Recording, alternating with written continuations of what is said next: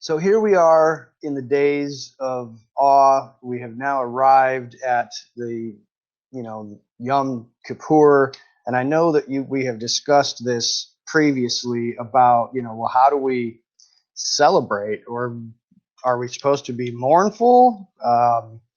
That is a mysterious discussion to have, and I know Tracy has dealt with this before, and I saw on Saturday that she sent out the paper for you, or the teaching that I think she did a couple of years ago. I think it was, or was it last year? I'm not sure. Was it 3 years ago? Okay, it was 3 years ago. So if you did get that, take a look at it. There's some good stuff in there, and I don't need to rehash that, other than just to say, yes, there are many Jewish traditions surrounding Yom Kippur, wearing white, as Keith likes to do, fasting, as many people do. And like I said, I don't believe that there's anything wrong with any of those Jewish traditions, but we need to be biblical more than anything. But in this case, the biblical record is a little bit challenging, because it says literally, you shall afflict your souls. And I know Tracy has made a good case that about what that means.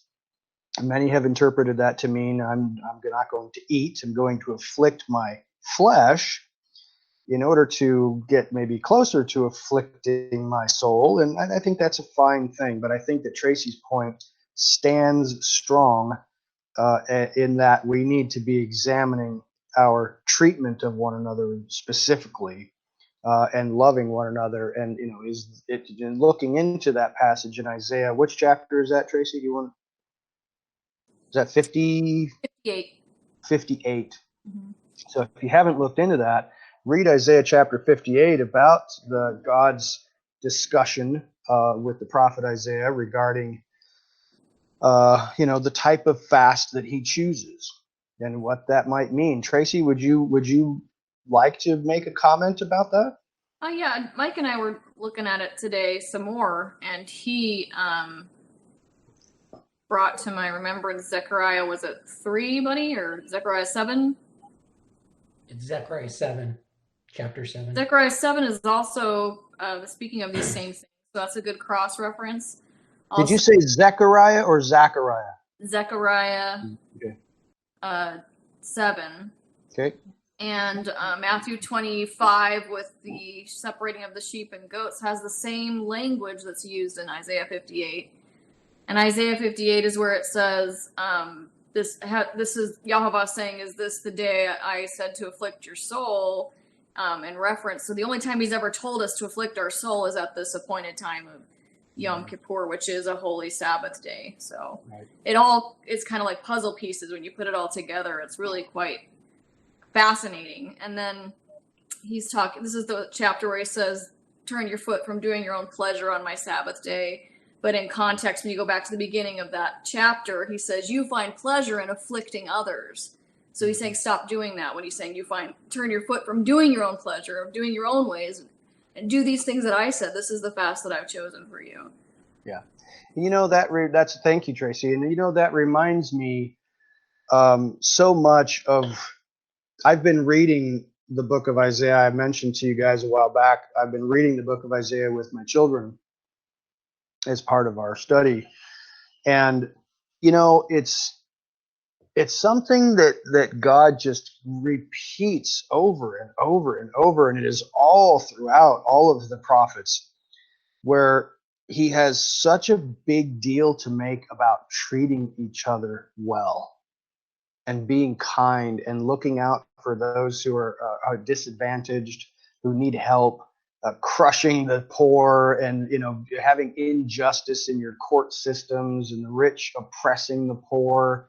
Man, that nothing angers him quite like that. I mean, and it at the pinnacle of that mistreatment of your brother is actual murder. Killing, like Ahab, killing that dude to get his vineyard. It's just, that seems to be such a strong and prevalent theme throughout the prophets. It's like, man, I have really and it makes good sense that Yeshua says, when asked, what is the greatest of the commandments, that he says, you love the Lord your God with all your heart and soul and strength, and you love your neighbor as yourself. That is the command. And I think inherent in that we continuously keep seeing is that you really do love the Lord your God with all your heart, soul, and strength by loving your neighbor as yourself. I think God he is so unselfish. He's so interested in other people that he's really not terribly concerned with his own needs in regards to what you can give him. That's, I think, why he says, are you going to build a house for me? You're going to offer sacrifice to me? I got 1,000 cattle on 1,000 hills. I'm not really concerned about what you can give me. I am more concerned with you serving and loving each other. And that's the fast, setting aside your own interests and being more interested in the needs of others. That is the thing that he desires. That's how you serve him. Tracy? And that's exactly what he says in Matthew 25, is as much as you did it for one of the least of these, my brethren, you did it for me. So when you really think about it, like what you said is so, I hadn't really thought of it that way. It's so right on, I think, because it's, we serve him because we love him, but really, what can we do? What can we give? But we can do that. We can help other people. We can draw other people to him. And that's really like our commission. That's what we're supposed to be doing. So that's pretty remarkable. It is a remarkable thing. And I think we always have to remind ourselves that, he doesn't really need anything from us. And I think that we do get wrapped around the axle many times, and I know the ancient Israelites did as well, with getting wrapped up in the ritual, getting wrapped up in the religiosity of it, whether it's by being baptized or eating the wafer and the juice and attending religious services on Sunday. We feel like God is pleased by those things, and I don't know that he's not pleased by our service in those ways, but I think he has much higher priorities than us taking communion or going to a religious service or making an oath, or vow that you're going to give, 10% of your income to the church or something like that. I don't think he needs your stuff. What he really needs is your heart to be dedicated to loving others. And that, I think, is the fast. And that is just so challenging. Yes, ma'am. Yeah, those things you mentioned, those things are kind of about us. And he wants us to participate, but really what he wants us to participate in is doing stuff for other people. He wants us to, because that's what he wants to do. He wants to love others. And so he wants us to have a chance to participate in that love for others. And I remember it was either last week or the week before, we were talking about the fruits of the Spirit. And there's 9 of them, right? Mm-hmm. So what I was trying to do with the 10 days of awe, with the way that, the night and day fell, was examine myself for each of the 9 during the 10 days of awe, examine myself for each of the 9 fruits. Not so that I could for 24 hours pretend like I was doing that, because I tried and I couldn't even do it for 24 hours. It's really sad. I'm in bad shape, but I don't think the point is that for us to act like that. This is not one of those fake it till you make it things. Right. I couldn't even fake it for 24 hours. I think it was proven to me over the 10 days of awe that you cannot pretend this stuff. And so then I had to consider, and I only got through 3 of them. And, Did you give up? I did. It was either at self-control or patience, and it don't know. But that's not funny. Don't laugh. Look at you guys laughing. But what I had to consider for the other 7 days, once I gave up on these specific things, was what is at the root of all of these things? And really what was at the root of each is this thing that I try to do, where I try to imagine, it's empathy. I try to imagine myself in someone else's position, that, that person there that is doing that or looks like that or acts like that, that is the only life they get. And that's the only body they get to inhabit. It's not like they get to switch into a different one. That's it. That's all they get. And I think the spirit of that is just this humility and consideration for others and not myself, which is so hard to do. But I think that is the root of it, is just this dying to self thing where you let yourself go. You don't have to like say the snarky thing because it makes you look like you're so wise. You have to just be, you know, you just, put yourself on the back burner for 10 days. Try it. Impossible. It's not easy. It's not easy for sure. And I But think this is an excellent time to realize that about yourself, because that's the beginning of humility, is realizing, you know what? that is the beginning. You're kind of a piece of Work. turd. You're a piece of work. Yeah. Work. Well, here's the thing, and I think this is where we have to balance a couple of things. Our need for repentance and the forgiveness that we have through the Messiah Yeshua. It's such a huge thing.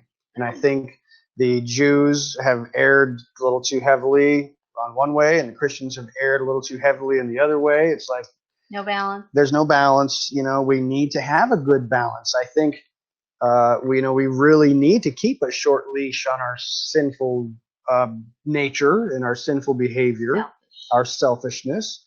But we also need to have that. You don't need to walk around in sackcloth and ashes all the time. Although that, if God calls you to do that, you certainly should. But even that can be selfish. Yes, it certainly could. But more importantly, thinking about, we need to balance that with the acknowledgement of what Yeshua has done for us.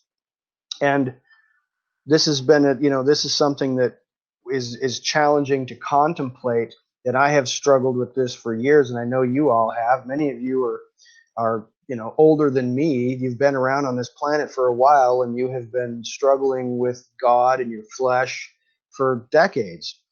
And that is, what part of this life is my responsibility, and what part of it is God's responsibility? Is he going to help me at all? Is he going to empower me by his Spirit to walk in his ways? Or am I just supposed to pull myself up by my bootstraps and bootstrap it and just figure it out, stumble through it, and try to do the best I can?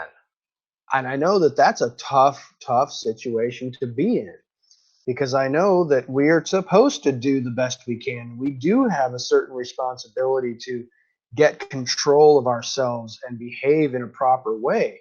And yet I know that, there's not much good in me, and that I need to continuously, keep the wrap on that. Does anybody have any thoughts on that? I know that, living according to God's Spirit is a challenging topic, and many, many books have been written about it. And I think that the bottom line, I would say, is it's hard to live by God's Spirit if you're not obedient. Carla? Well, he also gave us a helper, so he knew we would need help.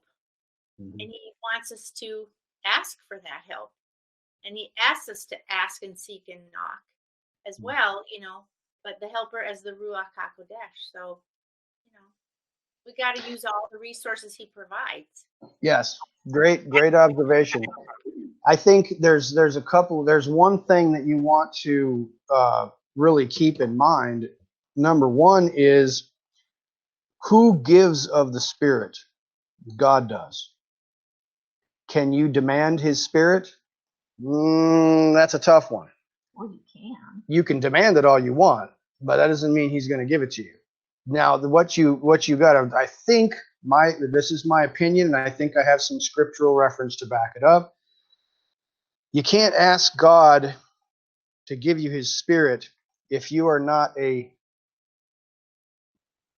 appropriate container for his Spirit. Because it would hurt you. He's just being considerate. And I would agree with that. That's a great observation. Angela, I don't know if you heard Angela. She said, if you're not an appropriate container for his Spirit, you can be burned up by his Spirit. If you are not pure, in at least in some sense, of purifying yourself from uncleanness, then you are not an appropriate container for the Spirit of God. But also, Paul talks about quenching the Spirit of God. And I think you can, by your behavior, by your attitude, by your actions, you can kick the Spirit of God right out of your life until such a time as you clean up the residence. He's not, remember also it from the book of Leviticus, I believe it might have been chapter 25, where he says, when you go to the bathroom outside of your camp, make sure you turn around with your spade and turn the dirt over your business, because I don't want to see any uncleanness among you, because I am walking in your midst. I think that is a literal, kind of vulgar, but very literal representation of I cannot be around uncleanness. I'm not going to be around uncleanness. And if your life is polluted with garbage, I'm not coming in there. So that's the catch-22 is I need his help for your own protection. Absolutely. Did you want to say something? I did. Well, it's my mother, Grandma's ladies and here. gentlemen. I'm just gonna. You can I'll just just talk right there. Sorry about that banging. I'm thinking about perspective of the fruits of the Spirit. For my own walk with God, it seems like all of those fruits all started with love. If I don't have my base in God's love, then none of those other things it just won't work. And you see people all the time that do love God and they have a walk with Him, but their foundation is not right. So they can't give the joy, the peace, the patience, the kindness, the goodness, the faithfulness, the gentleness, and the self-control, because they're not building on the right foundation. And if the fruits of the Spirit are to be into play in our life every day, it has to be every day of building the house, making sure the foundation is right. So when we open the doors and we open the windows and we let those other things out that God wants us to give to other people, that's when they'll be beneficial to them, because it's something that you experienced and you let the foundation be laid correctly, and then you gave out of that. Very nice. Thank you. Thank you. Thank you, Velma. That was very kind of you to come and share. We don't get to see Grandma very often on live Shabbat night. Who is it? Uh-oh. It's her ex-husband. Sorry, that was inappropriate. Where is he at? I don't know. I must have one of these layouts where I can't see everybody who's on here. Nope, there he is. Okay. So, yes, Tracy, please. I had to step away for a minute because Ella needed me. So I don't know did you guys mention anything about the new wine skins and stuff like that in regards to what you're saying? It's totally related to that, but please riff on that. Let's hear what you got. I think that's the meaning with with Messiah's talking about you can't put old wine and new wine skins, or please correct me if I'm butchering it because I probably am, but and then the old garment, it has to be like kind, so because one will not be able to support the other. And I think that's essentially what he's saying, and my understanding is that I can't put my spirit in you because the spirit is likened to wine in the scriptures. If your vessel is old, if you're not going to be making these changes, my spirit can't dwell there, and that just fits in with the temple. If you walk in my ways and keep my commands, then I will dwell with you. Then my spirit will be able to dwell there, and we have to have that desire. Really, it's just a desire and willingness to do what he says. It's not. He doesn't say you have to be perfect. He does say that, but it's not. It doesn't mean what you think it means. Yeah. But no, that's perfect. We have to learn, and we have to be willing to do it. Yeah, absolutely. Absolutely. Otherwise, we'd be burst and ripped open. Otherwise, we would be burst and ripped open. That's a good observation. He doesn't want that. No, he doesn't want to damage us. He wants to dwell with us, but our God is a refining fire. And if we are not capable of, accepting that refining fire, we're going to get burned. But that's a whole another topic. Yeah. But it's a fantastic observation. Sorry, I was just fixing your hair. I want to thank you so much, you guys, for all of you sharing your thoughts on that. And I don't want to keep you very long. I want to read for you. It's fairly short, but it's really, really powerful. 2 pages. It's small 2 type. pages. It's not that bad. Just chill out. You're going to enjoy it. It's called the Ashamnu. And I don't know if you've heard it before. You probably have. You know that on the day of Yom Kippur, there are many prayers that are said as part of the liturgical service for Yom Kippur. And this is one of them. It's one of the shorter ones. You probably heard, the prayers, for the sin that we have sinned in doing this, and for the sin that we have sinned in doing that. And there's a huge, huge list of very specific requests for God to forgive you of your sins. And it's not an exhaustive list, but it's as close a list as exhaustive that I've seen. This is not that. This is more broad categories, which this has always been for me, and I will read this periodically throughout the week, just because it is a fantastic reminder for me to open my own eyes to the various ways that we can go astray from the path. Because this one and these are, she's looking at this and thinking that this is all the correct. And they see You can see this. That's So I don't know if you can actually see it because it's see, here's the thing. but here's the thing here. That's Yeah, it's okay. It's okay. It's okay. Now here's the thing. These statements there are 1, 2, 3, 4, 5, 6, 7, 8, 9, 10, 11, 12, 13, 14, 15, 16, 17, 18, 19, 20, 21, 22, 23. 23 simple statements. I have broken out these statements with bullet points regarding each statement. So this is not the Jewish prayer. This is the Jewish prayer with my statements. Okay, so I'm just going to read to you a couple of these, and you can, ponder. We have become guilty. We have destroyed our sense of spirituality. We have betrayed. We have been disloyal. We have robbed. We have spoken slander. We have spoken behind people's backs. We have caused perversion. We have corrupted others. We have caused others to sin. We have spread wickedness. We have sinned intentionally and then rationalized it. We have extorted. We have taken advantage of those weaker than us. We have attached ourselves to falsehood. We have abused trust. We have offered bad advice. We have been deceitful. We have scorned and made light of serious things. We have rebelled and defied Jehovah. We have angered God by disregarding his commandments. We have turned away. We have ignored our responsibilities. We have been perverse. We have acted wantonly. We have denied the validity of your holy commandments. We have caused suffering. We have been stubborn. We have refused to see Jehovah's hand in our lives. We have been wicked. We have acted with corrupted character. We have been abominable. We have strayed and drifted further from Jehovah. These are broad categories. And then there are several statements that are in each category. And I'd like to read just a couple of these broad statements in the categories, which just help me to continue to focus on what it is that I'm doing wrong.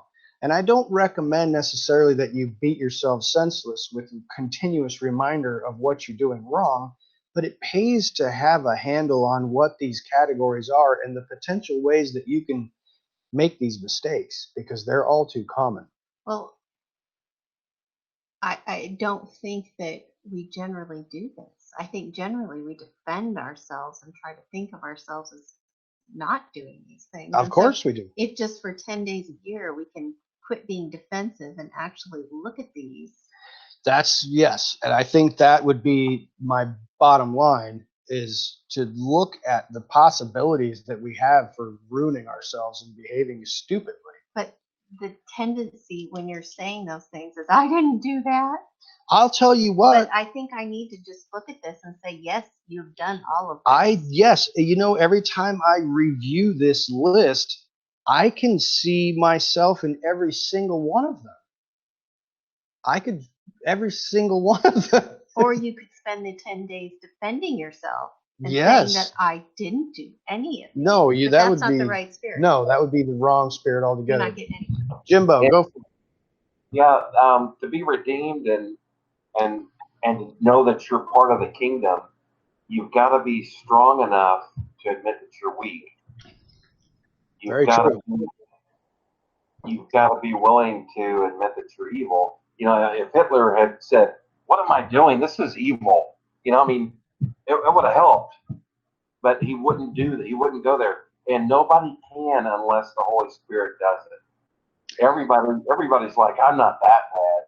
I don't need somebody to die that way for me. I've never killed anybody. Blah blah blah, all that stupid stuff that people say." Yeah, you can that's our tendency, obviously, is to try to find someone who's worse than us. That's the best way to try and cover ourselves. I think, Gracie, did you want to say something? Yes, please. I would like to make sure, are you going to send us a copy of that? I certainly can if you'd like one. These are, just personally, these are things that have been, not during this days of awe so much as for the last 5 or 6 months at least. The Lord has been hitting me hard with these things, and I haven't really gotten a hold of them yet. I haven't succeeded that I feel that he feels that I'm learning and doing what he wants. No, absolutely. Absolutely. And I'm going to read a couple to you, and then I'll definitely send out a copy of this for whoever would like one. Yes, big hugs. Big hugs. Sorry, I muted you for a moment there, Carla, because you were feeding back on me. Go for it. Unmute yourself and speak your mind a little bit. When you were reading those things, and you can always say, well, I didn't do some of those things, but for me, when I've studied what the word says and how God defines those things, it changes from what the Western mindset is of what that word is, the translated word is. And then I realize, oh my goodness, this is way deeper, and it hits home more. It really does show you, like, I just think, even the commandment, thou shalt not murder. Well, of course I haven't taken a knife or a gun to somebody. I've never done that. But what have I done? The Sharon Hara. And that's murder. Yeah. That's murdering, and that's not just murdering one person. That's murdering the person you talk about, the person you're telling, and yourself. That's absolutely the tradition of the elders who interpret it that way, is standing in your brother's blood. That's the way they interpret that. Yeah, and I think all of these things, if you dig deep, I think we've done them all to some degree, and heck, we're all made from the same dirt. So if one piece of dirt does it, I done it. Yep, absolutely. Stick up for our family. Yeah, thank you so much, Carla, for sharing that. I'm just going to read a couple of these to you because I think they're just so powerful, and we need to be reminded of these things. So I'll just read a couple to you. It says, "We have become guilty. We have destroyed our sense of spirituality."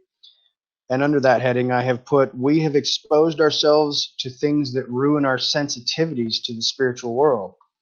We waste time and inward focus looking at others' lives instead of fixing our own. We have viewed and shared material that is unbefitting. We struggle to find time for the people and things that matter most, and yet freely waste our time on meaningless things. We have betrayed and been disloyal, and under that, we freely ask Yehovah for things we want or lack, but we do not thank him for what he has given us. We fail to notice the good in others. Instead, we reflect our frustrations upon them. We do not listen to people properly. Instead, we impose our interpretations of what the other person means. We have robbed, and under that, we rob others of a truthful impression of us and hide our real selves. We have used our employer's time for our own purposes. We make organizational decisions based on our own personal conveniences. We brush off others' deceitful actions as funny instead of confronting them. We have spoken slander and have spoken behind people's backs. We say things about people we would never say to their faces. We discuss others too quickly without looking at the fuller picture. Our children hear negativity from us far more than they hear words of encouragement or praise. We enjoy reading or watching people make fun of others. We have prioritized short-term wants and current values over divine wisdom and commandments. We have influenced others to cut corners. We have not discussed spiritual matters with others. We think and talk about ourselves far too much. We encourage others to spend time doing meaningless things. This is just a massive list of things that are just so smacking you in your face. And it's like, man, we really have to get a handle on these things. And I know that evil speech is the one that captures all of us. It is so easy to do. I don't know what else to say other than this is a gigantic list of all the ways that we are just stupid and foolish, and we do these things continuously. And I think that is the job of the commandments of God, to really reflect on. They reflect. We look in this mirror.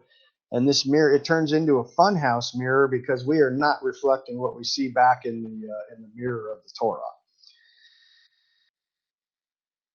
This is what James meant when he said we look at ourselves in a mirror and walk away and forget immediately what kind of people we are. we look at the perfect Torah of freedom and immediately walk away forgetting what kind of people we are. And we go off and abuse our neighbors and talk trash about each other, and it's horrific. And we cannot have the Spirit of God in our lives. He can't be around that type of stuff.